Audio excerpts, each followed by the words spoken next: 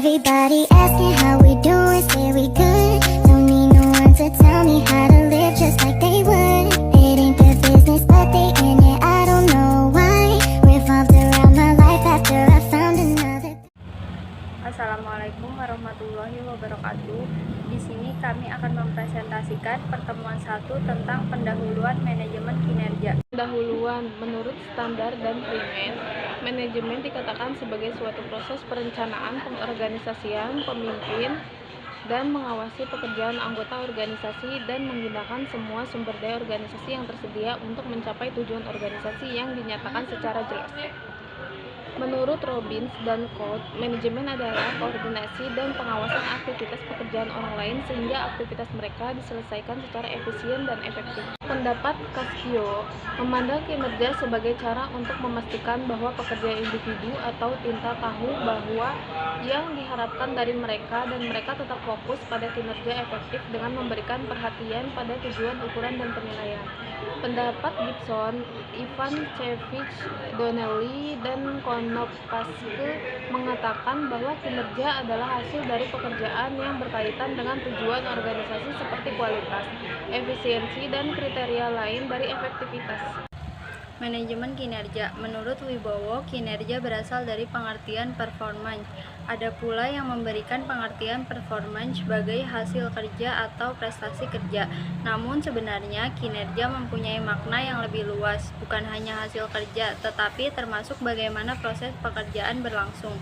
Armstrong dan Baron berpandangan bahwa manajemen kinerja adalah pendekatan strategis dan terpadu untuk menyampaikan sukses berkelanjutan pada organisasi dengan memperbaiki kinerja karyawan yang bekerja di dalamnya dan dengan mengembangkan kapasitas tim dan kontribusi individu. Mengapa diperlukan? Menurut Wibowo, manajemen kinerja dapat memberikan manfaat bukan hanya bagi organisasi tetapi juga bagi manajer dan individu. Manfaat manajemen kinerja bagi organisasi antara lain adalah dalam menyesuaikan tujuan organisasi dengan tujuan tim dan individu. Sedangkan menurut Costello, manajemen kinerja mendukung tujuan menyeluruh organisasi dengan mengaitkan pekerjaan dari setiap pekerja dan manajer pada misi keseluruhan dari unit kerjanya. Prinsip dasar manajemen kinerja. Manajemen kinerja bekerja atas prinsip dasar yang dapat dijadikan acuan bersama agar dapat mencapai hasil yang diharapkan. Prinsip dasar manajemen kinerja menjadi fondasi yang kuat bagi kinerja organisasi untuk mencapai tujuan.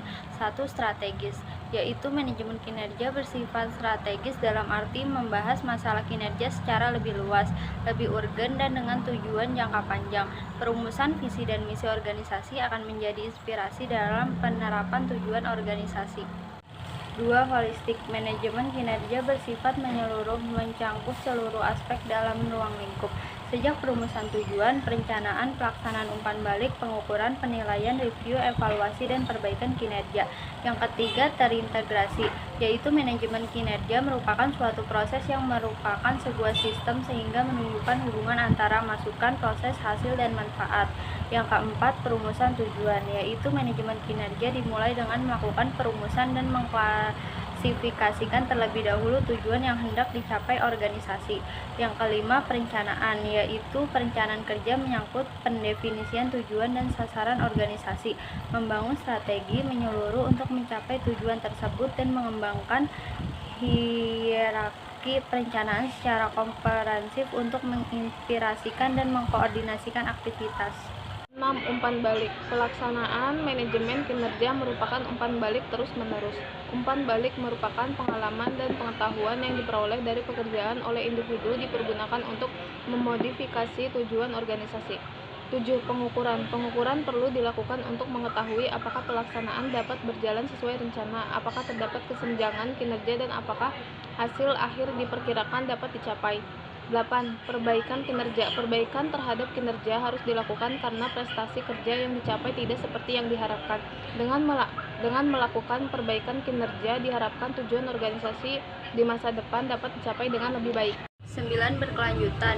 Manajemen kinerja merupakan suatu proses yang bersifat langsung secara terus-menerus atau berkelanjutan di mana kinerja secara bertahap selalu diperbaiki sehingga menjadi lebih baik. 10. Menciptakan budaya. Budaya merupakan kegiatan manusia yang sistematis yang diturunkan dari generasi ke generasi melalui berbagai proses pembelajaran untuk menciptakan cara hidup tertentu yang paling cocok dengan lingkungannya. 11. Pengembangan. Organisasi yang cerdas dan berkeinginan meningkatkan kinerjanya harus berupaya mengembangkan sumber daya manusia secara berkelanjutan. 12. Kejujuran, yaitu merupakan penampakan diri dalam komunikasi umpan balik yang jujur di antara manajer dan rekan kerja. Kejujuran termasuk dalam mengekspresikan pendapat, menyampaikan fakta, dan memberikan pengembangan. 13. Pelayanan, yaitu prinsip pelayanan merupakan tanda yang paling kuat untuk mengukur perencanaan dan coaching pekerja. 14. Tanggung jawab, yaitu merupakan prinsip dasar di belakang pengembangan kinerja. 15. Konsensus dan kerjasama, yaitu manajemen kinerja mengandalkan pada konsensus dan kerjasama antara atasan dan bawahan daripada menekankan pada kontrol dan melakukan paksaan. 16. Komunikasi dua arah, yaitu menunjukkan adanya sikap keterbukaan dan saling pengertian di antara dua pihak. 17. Berbagi harapan. Dalam manajemen kinerja, manajer dapat mengklasifikasikan apa yang mereka harapkan dari individu dan tim untuk melakukan. Namun sebaliknya, individu dan tim dapat mengkomunikasikan harapan mereka tentang bagaimana mereka harus dikelola dan apa yang mereka perlukan untuk melakukan pekerjaan. 18. Pengelolaan perilaku.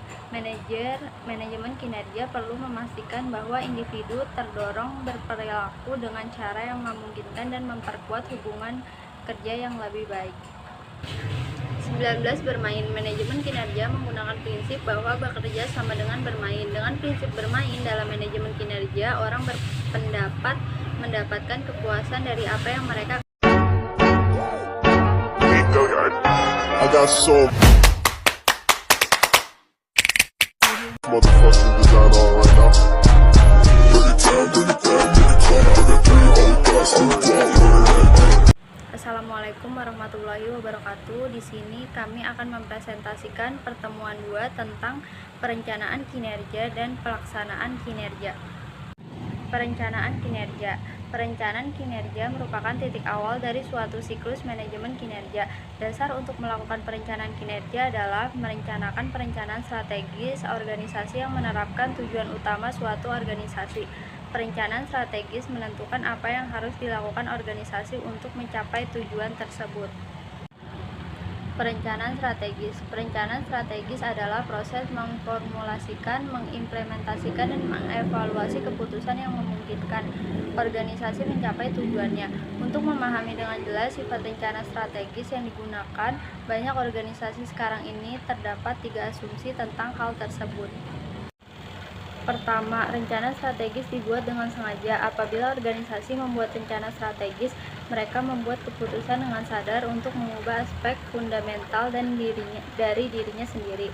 Kedua, perencanaan strategis terjadi ketika sasaran sekarang ini tidak lagi dapat dipenuhi. Yang ketiga, sasaran organisasi baru memerlukan rencana strategis baru. Tujuan dan sasaran. Dalam menentukan tujuan dan sasaran, maka pertama kali yang perlu dipertimbangkan adalah visi dan misi organisasi.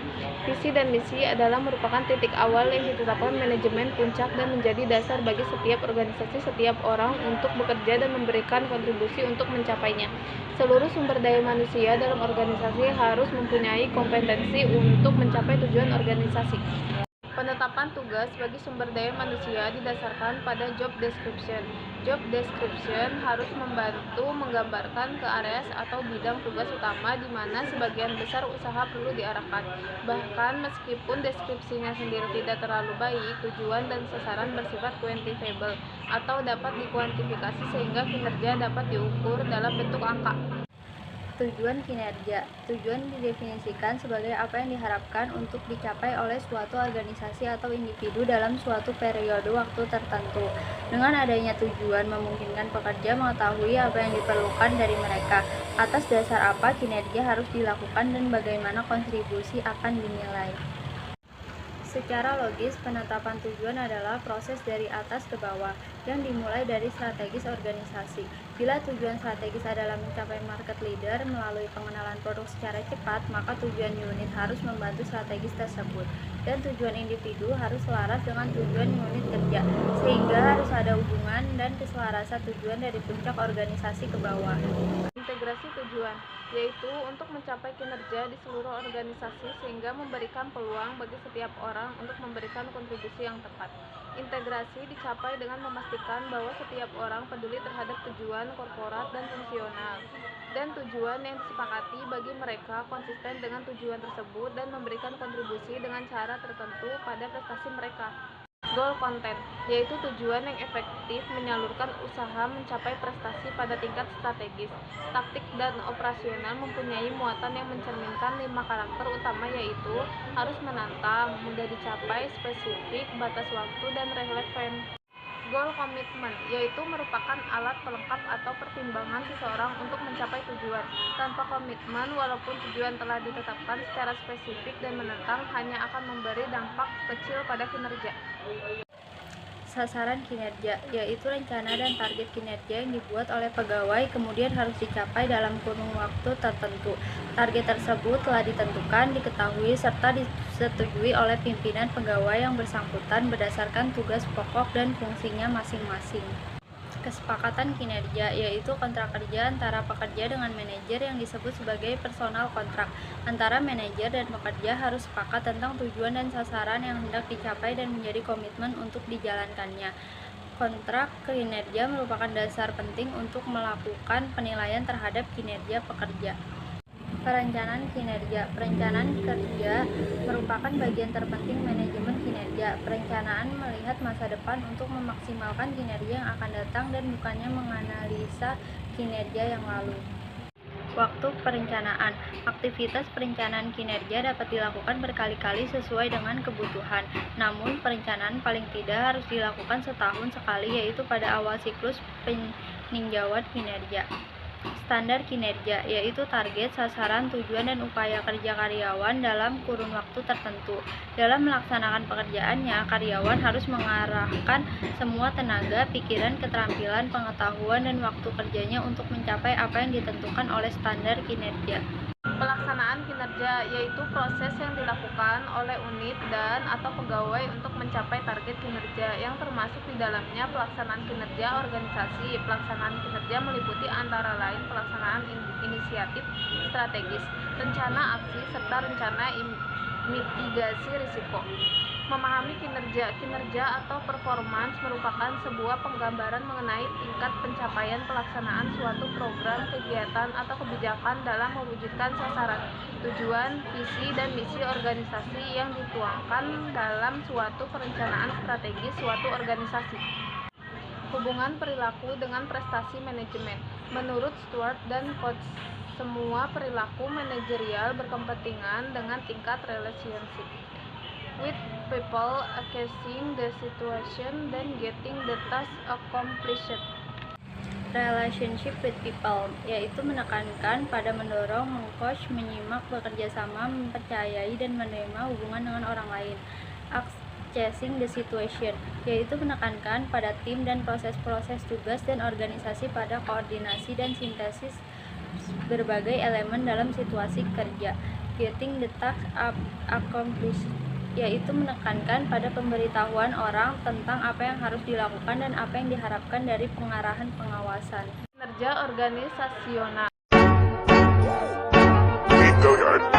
I got so motherfucking design on right now.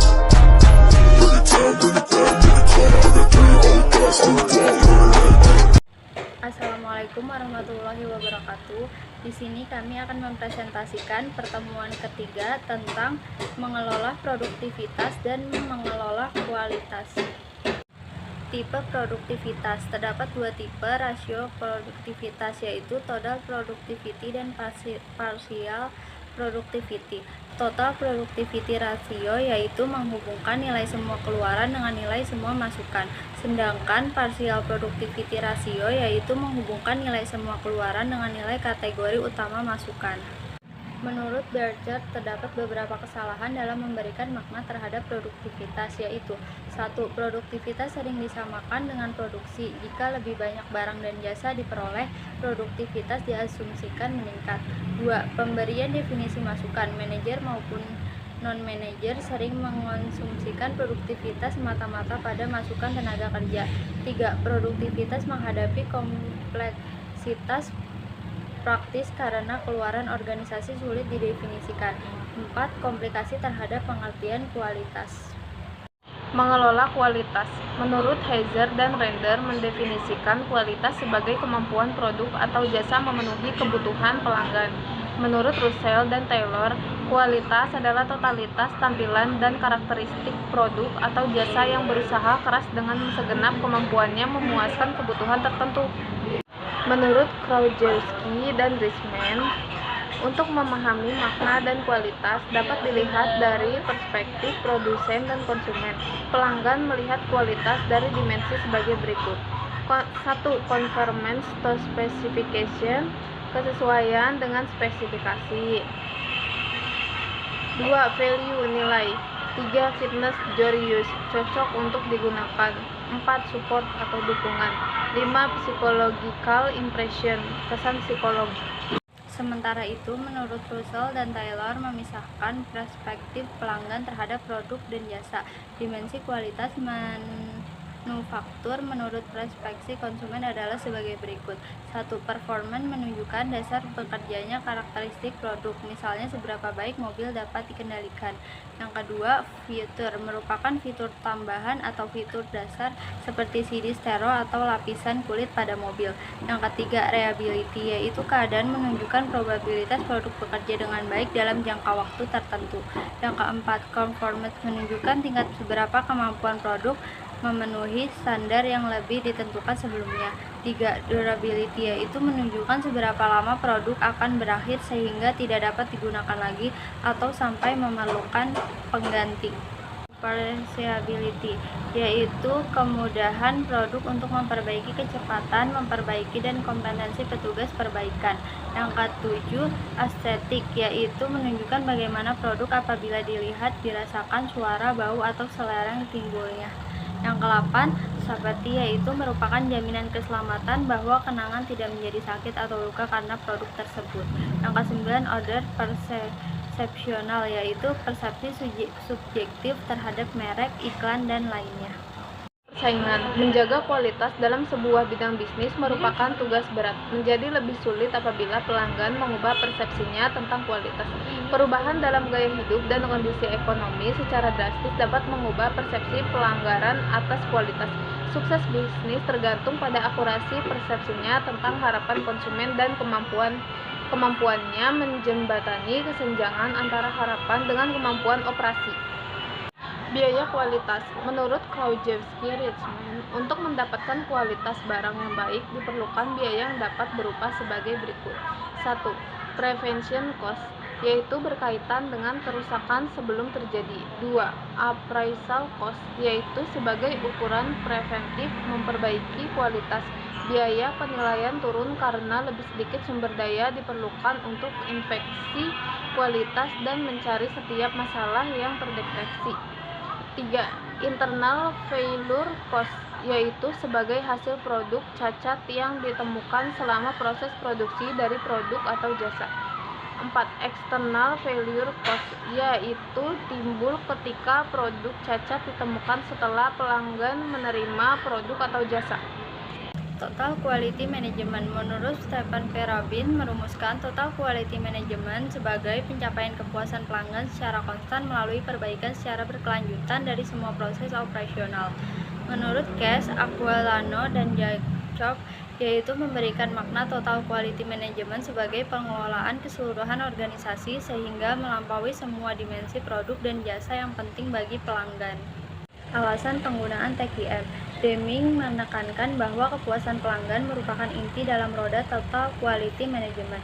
Kepuasan pelanggan merupakan fokus dalam Total Quality Management. Untuk mencapai kepuasan pelanggan, diperlukan perbaikan berkelanjutan dan keterlibatan pekerja dalam setiap proses kegiatan organisasi. Quality Function Deployment. Kunci untuk memperbaiki kualitas melalui Total Quality Management adalah dengan menghubungkan desain produk atau jasa dengan proses untuk menghasilkannya. Quality Function Deployment merupakan alat untuk menerjemahkan persyaratan kebutuhan pelanggan ke dalam persyaratan teknis yang tepat untuk setiap tahap pengembangan produk dan jasa. Quality Circle dikembangkan oleh Kaoru Ishikawa di Jepang tahun 1960-an. Proses improvement tim terdiri dari anggota fungsi atau departemen yang saling berhubungan yang mengatur suatu proses. Quality Circle biasanya dibentuk dari tenaga ahli yang terdapat dalam organisasi yang dinilai mempunyai kemampuan, dedikasi, loyalitas pada organisasi untuk membantu memecahkan sebagai masalah yang dihadapi organisasi. Standar kualitas internasional ISO 9000 adalah serangkaian standar yang mengatur dokumentasi tentang program kualitas perusahaan menjadi sertifikat. I got so motherfucking design on right now. Bring it down, bring it down, bring it down. I got 3 old guys on the block. Assalamualaikum warahmatullahi wabarakatuh. Di sini kami akan mempresentasikan pertemuan keempat tentang pengukuran kinerja dan penilaian kinerja. Pengukuran kinerja. Pengukuran terhadap kinerja perlu dilakukan untuk mengetahui apakah selama pelaksanaan kinerja terdapat deviasi dari rencana yang telah ditentukan, atau apakah kinerja dapat dilakukan sesuai jadwal waktu yang telah ditentukan, atau apakah hasil kinerja telah tercapai sesuai dengan yang diharapkan. Menurut Kreitner dan Kinitke, terdapat beberapa persyaratan dalam pengukuran kinerja. Yang pertama, dalam posisi pengamati perilaku dan kinerja yang telah terjadi telah menjadi kepentingan individu. 2. Mampu memahami tentang dimensi atau gambaran kinerja. 3. Mempunyai pemahaman tentang format, skala, dan instrumennya. 4. Harus termotivasi untuk melakukan pekerjaan rating secara sadar. Pengukuran kinerja seringkali tidak mudah karena menghadapi berbagai masalah. Masalah yang dapat timbul dalam pengukuran adalah: yang pertama, terdapat banyak ukuran; yang kedua, pengukuran tidak ada hubungan dengan strategis; yang ketiga, pengukuran bersifat bias terhadap hasil dan memberitahu bagaimana hasil dicapai dan bagaimana sampai ke sana; yang keempat, sistem reward tidak sejajar dengan ukuran kinerja; yang kelima, pengukuran tidak mendukung struktur manajemen berdasarkan tim. Menurut Thor, dalam Armstrong dan Baron mengemukakan bahwa 3 dasar pengembangan ukuran kinerja sebagai alat untuk meningkatkan efektivitas organisasi. Yang pertama, apakah yang diukur? Apa yang diukur semata-mata ditentukan oleh apa yang dipertimbangkan penting oleh pelanggan. Yang kedua, kebutuhan pelanggan diterjemahkan menjadi prioritas strategis dan rencana strategis mengindikasi apa yang harus diukur. Yang ketiga, memberikan perbaikan kepada tim dengan mengukur hasil dari prioritas strategis. Kriteria ukuran. Kinerja ukuran merupakan alat ukur yang harus bersifat objektif sehingga diperlukan adanya kinerja yang sama. Dengan kriteria yang sama diharapkan memberikan hasil yang dapat diperbandingkan secara objektif dan adil. Ukuran kinerja secara akurat mengukur variabel kunci kinerja, termasuk basis komparasi untuk membantu pemahaman yang lebih baik yang ditunjukkan tingkat kinerja, dikumpulkan dan didistribusikan berdasarkan waktu, dapat dianalisis secara makro dan mikro, tidak mudah dimanipulasi untuk mencapai harapan hasil yang diinginkan. Klasifikasi ukuran lain yang dapat dipergunakan untuk mengukur kinerja yang bersifat pelayanan antara lain: 1. Produktivitas indikator, yaitu indikator yang memfokuskan pada jumlah pekerjaan yang diselesaikan dalam jangka waktu yang telah ditentukan. 2. Utilization rate, yaitu indikator yang menunjukkan jumlah jasa tersedia yang dipergunakan. Indikator yang menunjukkan rata-rata waktu yang diperlukan untuk menyelesaikan sejumlah pekerjaan. 4. Volume of service, yaitu jumlah perbaikan yang diselesaikan. Demand atau service provision, yaitu yang menunjukkan seperti jumlah sekolah juru rawat dibandingkan jumlah penduduk anak-anak. 4. Ukuran. Menurut Wetter dan Davis, tipe pengukuran dapat diklasifikasi menjadi langsung dan tidak langsung, dan subjektif dan objektif. 1. Langsung tidak langsung. Pengukuran secara langsung atau tidak langsung dilakukan melalui observasi langsung, terjadi apabila rater atau pengukuran benar-benar melihat kinerja. Misalnya, supervisor monitor secara langsung pekerjaan operator telepon. Observasi tidak langsung dilakukan apabila supervisor tidak berhadapan langsung dengan operator telepon tetapi hanya menggunakan secara pengganti kinerja sebenarnya. subjektif. Pengukuran kinerja secara objektif merupakan indikator prestasi kerja yang dapat diperiksa oleh orang lain dan biasanya bersifat kuantitatif. Pengukuran kinerja secara subjektif marketing berdasarkan standar pribadi atau pendapat dari yang melakukan evaluasi dan tidak dapat dikoreksi oleh lainnya. Penilaian kinerja. Menurut Bechamp, pengertian penilaian kinerja atau performance appraisal adalah proses di mana kinerja individu diukur dan dievaluasi. Penilaian kinerja menjawab pertanyaan seberapa baik bekerja kinerjanya selama periode waktu tertentu. Menurut pandangan William, penilaian kinerja tidak lebih dari merupakan sebuah kartu laporan yang diberikan oleh atasan kepada bawahannya, suatu keputusan tentang kecukupan atau kekurangan profesional, pada umumnya menunjukkan pada kekurangan bawahannya.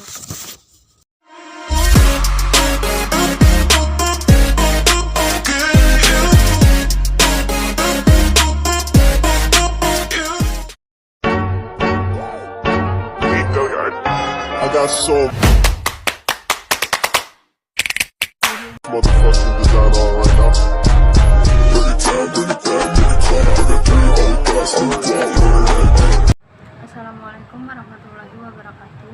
Di sini kami akan mempresentasikan materi pertemuan kelima tentang umpan balik dan review kinerja. Review kinerja umpan balik. Umpan balik pada awalnya bersifat top-down, di mana atasan menyampaikan penilaiannya atas kinerja bawahannya sehingga diharapkan bawahannya dapat memperbaiki kinerjanya seperti diharapkan atasannya. Menurut Short, umpan balik dapat didefinisikan sebagai informasi tentang perilaku masa lalu disampaikan sekarang yang mungkin mempengaruhi perilaku di waktu yang akan datang. Menurut Kreitner dan Knicki, umpan balik adalah merupakan informasi objektif tentang kinerja individual atau kolektif.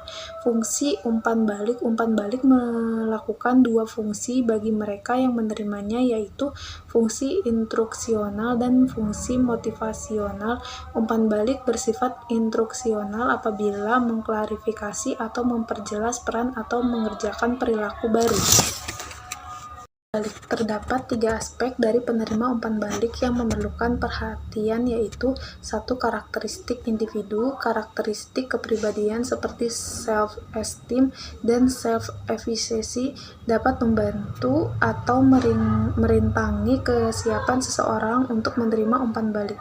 2. Persepsi penerima. Umpan balik dapat memberi tanda positif atau negatif. Pada umumnya orang cenderung mempersepsikan dan mengingat umpan balik positif lebih akurat daripada umpan balik negatif. 3. Evaluasi kognitif penerima. Atas penerimaan umpan balik, orang secara kognitif mengevaluasi faktor seperti akurasinya, kredibilitas sumber, kejujuran sistem, harapan atas reward kinerja, dan standar yang masuk akal. Umpan balik non-tradisional. Secara tradisional, umpan balik berasal dari atasan kepada bawahannya atau bersifat top-down. Reaksi terhadap umpan balik. 1. Denial atau pengingkaran. 2. Balance atau seimbang. 3. Sikap sehat terhadap umpan balik. Yang keempat, memperbaiki kemampuan menerima umpan balik. Review kinerja, memahami review. Menurut Lexi dan Thompson, seringkali terjadi tumpang tindih pandangan di antara para pakar tentang penggunaan istilah penilaian atau appraisal, peninjauan ulang atau review dalam evaluasi. Pengertian review kinerja merupakan penilaian formal oleh atasan atau manajer terhadap bawahannya atas kinerja dalam periode waktu tertentu yang telah disepakati. Menurut Lawson, terdapat beberapa manfaat kinerja bagi individu antara lain: 1. Objektif. 2. Informasi berharga atas harapan, standar dan sumber daya. 3. Umpan balik. 4. Menyadari potensi pekerja. 5. Kenaikan upah. 6. Pelatihan dan pengembangan. 7. Menyepakati sasaran. 8. Memperbaiki pekerjaan. Sedangkan manfaat review kinerja untuk kepentingan manajerial dapat disampaikan sebagai berikut. 1. Menyoroti siapa yang berkinerja tinggi. 2. Mengetahui siapa yang patut dipromosikan. 3. Mengetahui siapa yang perlu diberi kompensasi. 4. Mengembangkan tim. 5. Pelatihan dan pengembangan. 6. Komunikasi antara manajer dan pekerja. 7. Menetapkan tujuan dan sasaran. Adapun manfaat review organisasi adalah 1. Meningkatkan produktivitas. 2. Tujuan dan visi yang lebih luas. 3. Menarik pelamar yang baik. 4. Penggantian staf lebih rendah. 5. Proteksi terhadap tindakan hukum. Menurut Kirkpatrick, terdapat 5 faktor untuk mengetahui berapa kali frekuensi suatu review terhadap pekerjaan. 1. Tingkat komplikasi program. 2. Tingkat antusiasme manajemen terhadap program. 3. Jumlah staf tersedia untuk mengkoordinasi program. 4. Jumlah orang dinilai oleh manajer. 5. Keterampilan penilaian. Mempersiapkan review. 1. Persiapan. 2. Penilaian kinerja. 3. Identitas tujuan. 4. Merencanakan ke depan. 5. Menciptakan lingkungan positif. 6. Bersifat objektif. 7. Merencanakan struktur. 8. Mempersiapkan wawancara.